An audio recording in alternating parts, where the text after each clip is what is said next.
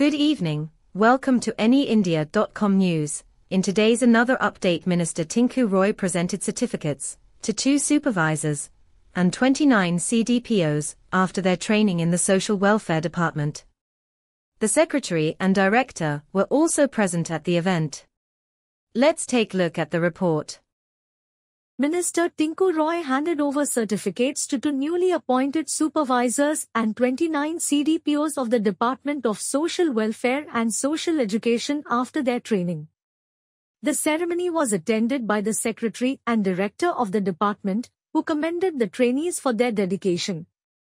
During the event, Minister Roy emphasized the importance of their roles in advancing social welfare and education in the state.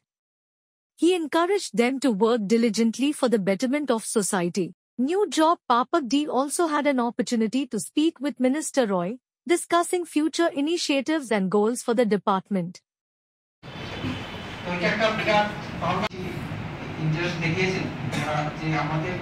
বাকি যতগুলো দপ্তর আছে সব দপ্তর থেকেই আলাদা আর আপনারা যারা এখানে আছেন আপনাদের যে সবাই নিজের যে পরিচয় দিয়েছেন তাতে করে মনে হয়েছে যে জীবনের একটা লম্বা স্বপ্ন যেটা আপনারা দেখেছিলেন সেটাকে ভেঙে এখানে আসতে হয়েছে।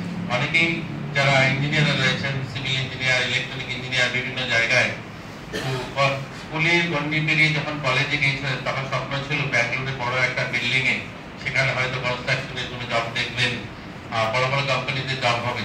যাই হোক সময়ের নিয়তি সেটা সেখানে হয়নি। এখন সেই স্বপ্নকে ভেঙে আসতে হয়েছে, হয়তো এই দপ্তরে আপনারা কাজ করবেন মন মানিয়েছেন, কিন্তু আপনার স্রোতের বিপরীতে হয়, যেটা নিয়ে ভেবেছেন ছোটবেলা থেকে সেই স্বপ্নের বিপরীতে গিয়ে এই কাজটা করতে হবে। তারপরেও এখানে যে কাজটা সেই কাজটা কিন্তু অন্য দপ্তর থেকে টোটালি আলাদা। এখানে কিন্তু যে মানুষগুলো আসে আমাদের কাছে সেই মানুষগুলো কিন্তু যেমন তিনি বললেন অঙ্গনওয়াড়ি সেন্টারে যে বাচ্চাগুলো আসে সেই বাচ্চাগুলো কিন্তু সাধারণ অন্যান্য বাচ্চা যেগুলো আমরা দেখতে পাই কিডসিতে যায় বা অন্য বাচ্চা সেখানে সেরকম বাচ্চাদের আমরা দেখতে পাবো। এখানে গরিব বাচ্চারা আসবে। আজকে সামাজিক ভাতা 2000 টাকা যারা নেয় তারা হয়তো সেই মানুষটা 2000 টাকাই তার পুরো মাসের খরচা বা তার পরিবার চলা সেটাই সম্ভব।